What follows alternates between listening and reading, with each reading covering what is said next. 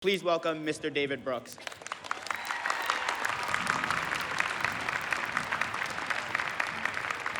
Thank you, Ethan, and congratulations to you, and congratulations to all the rest of you. New Hampshire class of 2019, you've made it to graduation day.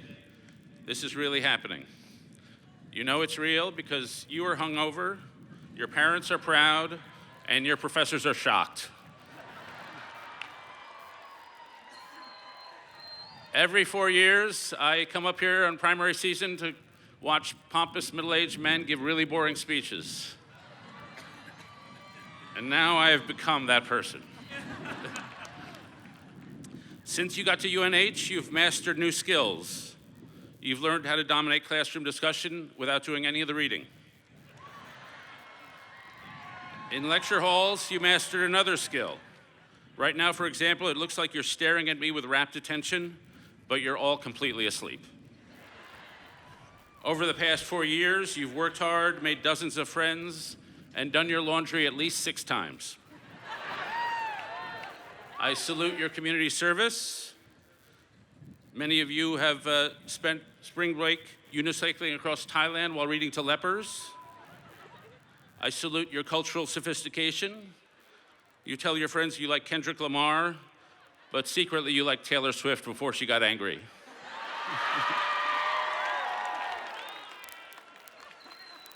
Now on this big day, your life takes an exciting turn.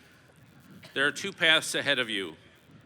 One leads to a soul-crushing job in a corporate machine. The other leads to permanent residence in your parents' basement. I'm here to help you navigate these exciting opportunities.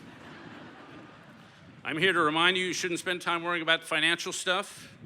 Your parents would be happy to pay rent for another 10 or 20 years. I also remind you that you're in a beautiful spot in your lives. You're more mature than the freshmen, still sexier than the faculty. And I met the faculty are a lot sexier than the UNH faculty. You may not have been through other college commencements before, so you may not know the etiquette. After you get your degree, it's customary to give President Dean a little tip, 10 or 20 bucks just to show him he did a good job.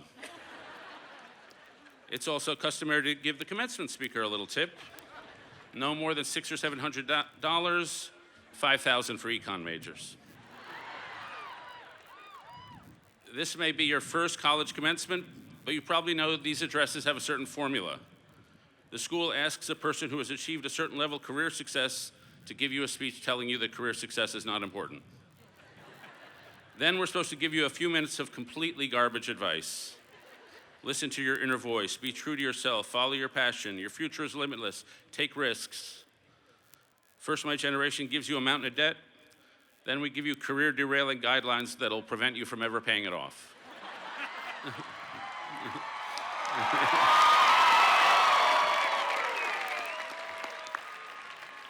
I especially like all those commencement addresses that tell you how important it is to fail.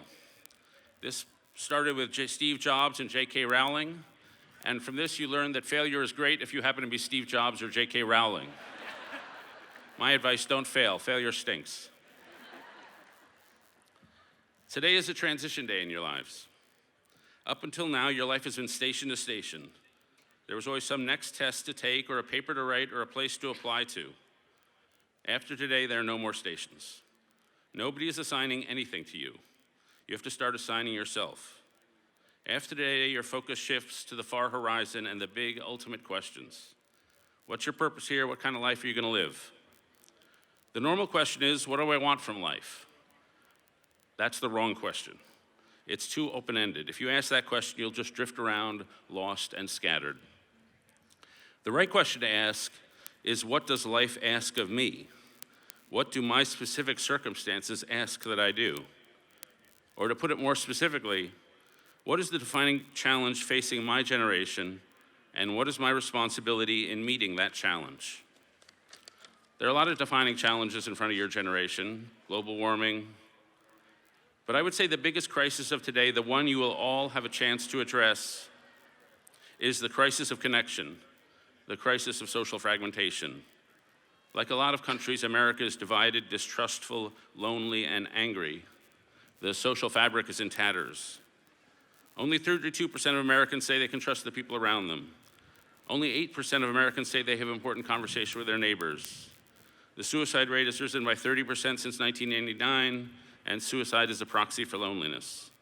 The teenage suicide rate is up 70%. Mental health problems are skyrocketing, depression rates are skyrocketing, our politics are defined by bitterness and division, social media is often cruel, addictive, and empty, and we're losing the common stories that used to unite us. In 2003, 70% of Americans said they were proud to be an American. Now it's only 54% and only 34% of millennials. So I'd say your generation's assignment is to take a society marked by separation and distrust and create a society marked by trusting relationship, thick connection, and healthy community. And you have to do it in a moment where we're becoming the most diverse nation in the history of the world. How are you going to do that? Well, obviously, I have no idea. My generation's job was to screw things up. So you guys have to fix it. But I do have some inklings. And the first is about the root cause of all this disconnection. It's about values and lifestyles, and we need a shift in values and lifestyles. We live in a culture that's too individualistic when it should be more communal, a culture that's too cognitive when it should be more emotional, a culture that's too utilitarian when it should be more moral. When you were about 17, we ran you through the college admissions process, which teaches that status and accomplishment are at the center of your life, that grades are more important than kindness. Then we told you the lies of hyper-individualism. The first lie is that life is an individual journey, that the goal of life is individual happiness. The second lie is I can make my own truth. Each individual person can have their own truth and their own facts. The third lie is that I can make myself happy. This is the lie of self-sufficiency. If I can only get one more promotion, lose 15 pounds, get really good at yoga, then I'll be happy. We tell this lie, even though when you talk to people near the end of their lives, they report that they were really happy when they defeated self-sufficiency, when they were in deep and interdependent relationship with other people, when they were the least individualistic and the most connected. Then we tell you the lies of the meritocracy. Career success can make you feel fulfilled. You are what you accomplished. You're not a soul to be saved, you're a set of skills to be maximized. The people who are smarter and more accomplished are more valuable than other people. When you look at how these values have distorted our society, you realize the first thing we need is a shift in culture and a shift in the way we behave. The revolution will be moral or it will be not at all. Who's going to lead this revolution? Well, I spend a lot of time on college campuses and I see it happening there. When I go to campuses today, I see 10 times more moral passion than I saw a decade ago. I see a generation that realizes that every action you take is ethical. Every action you take either lifts somebody else or hurts somebody else. Every action either elevates your soul or it degrades your soul. Life is a moral drama every single day. When I go on campus, I see students embracing community. Some on the left embrace socialism as about a common economic community.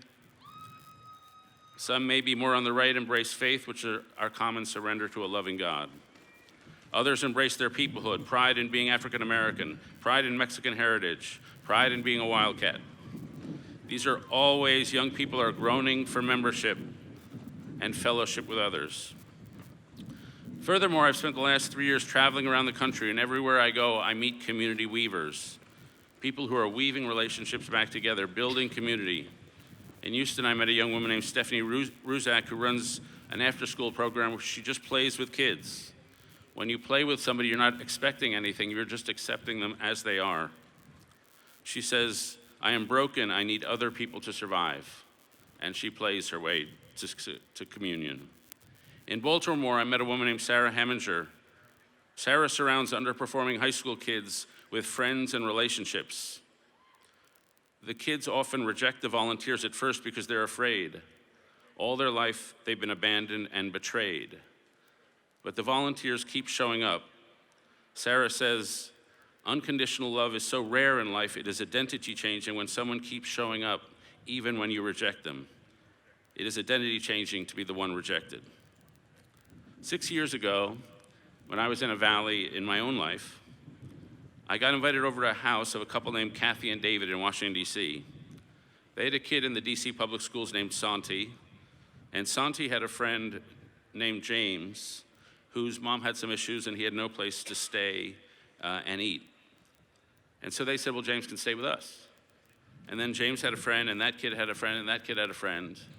And by the time I walked over to their house for dinner the first time about 6 years ago, they had like 35 kids around the dinner table and 15 sleeping around the house. My first visit, I reached out my hand to introduce myself to a kid, and he said, we don't shake hands here. We just hug here. I wasn't the Earth's best hugger at the time, but I've been going back there for 6 years, and they've taught me how to hug and be hugging with strangers and friends. These young people have a complete intolerance for social distance. They turn to you like flowers in the sun, beaming love at you and demanding that you give love back to them. They are emotionally transparent, and they teach you to be emotionally transparent. Every week we share our victories and struggles. We show all the way up. I took my daughter there once, and she said, that's the warmest place I've ever been. Not long ago, one of the young women in our community had a kidney fail, and David, the father figure in the family, gave her one of his. And so I write about social isolation a lot, but when I see people in loving community around a dinner table, I see the answer. There's a great organization called Roots of Empathy founded by a woman named Mary Gordon. The group takes mothers and 15-month-old babies and brings them to 8th grade classrooms. The students sit around the infant and they have to guess what is going on in the infant's mind as it crawls around. They learn to get inside another person's mind. One day there was a boy named Darren doing the exercise. Darren had been run through the foster care system. He'd been held back a bunch of times and was much bigger than the other students. He asked the mom if he could hold the baby, and the mom was nervous because Darren was so big and a little scary looking. But she said okay, and Darren was great with the baby. He nuzzled the baby, kissed it. And when he returned to the mother, he asked a series of questions about parenthood. And the last was, do you think you can be a good parent if you've never been loved? Roots of Empathy and Mary Gordon reach down and lift up Darren. And you'll have opportunities and obligations, frankly, to lift up Darren's. This is how change happens. Somebody shares some vulnerability and emotional combustion happen. A deep relationship is born. Relationship changes people. Relationship is the driver of change. Joseph Campbell once said there are two types of deed. The first is a physical deed, building something. But then there's the spiritual deed. This is done by a person who's found a better way to live and comes back and shares it with others. Cultures shift when small groups of people find a better way to live and the rest of us copy them. These weavers, these people are completely emotionally open, have found a better way to live. They write their manifesto with the books of their lives, and they offer us living examples that are different than the values of hyper-individualism. They embody radical hospitality. If you knock on the door, they always open. They embody deep mutuality. We are all broken. We are all equal. They assume responsibility. If there's a problem in their neighborhood, they will take care of it. So the first task I ask of you is to lead with vulnerability. Your enemies will take advantage of you, and they will hurt you. Believe me, I know all about this. But vulnerability is the only way we build relationship, and relationship is the only engine of change. The second thing I ask you to do is weave, to weave relationship together. Some of you will do radical relationship building at some nonprofit, but most of you will do it in your companies, in your homes, in your neighborhoods. And the thing everybody gets wrong about community service, they think it's only the thing Mother Teresa does. They think it's the painful, unpleasant thing like eating broccoli. But most weaving is happy and fun. You'll organize a whiskey club, or maybe a croquet tournament, or a volleyball league. But don't do kickball, that's lame. The best way to weave is through aggressive friendship. If you embrace aggressive friendship, you'll be the one who organizes the summer barbecue on the street. You'll be the one who organizes the annual talent show. You'll be the instigator of social collision.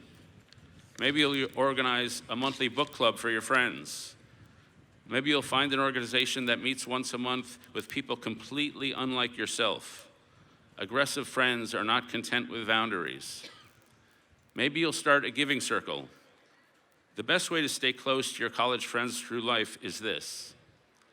Gather a bunch of your best friends into a group, and each of you will put some money into a pot every year. You'll meet to decide what cause to give the money to. The philanthropy is nice, but it's really just a pretext for you to get together every year with your college friends, so you can live life side by side, holding each other in the lows, gushing in the highs, and telling the same old crappy stories to the same old friends.